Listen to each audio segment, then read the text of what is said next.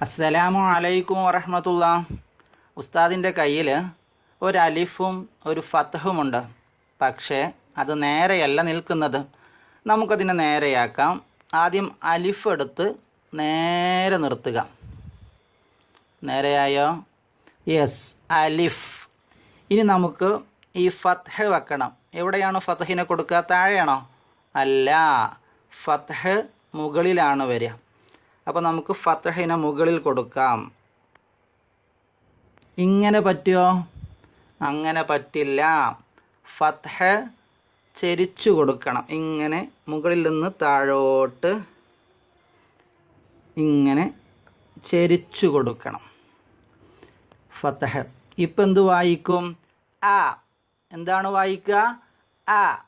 എല്ലാ വിദ്യാർത്ഥികളും ഇതുപോലെ ഇർക്കിൾ ഉപയോഗിച്ച് ആ ഉണ്ടാക്കിയിട്ട് ഉസ്താദിന് അയച്ചു തരണം.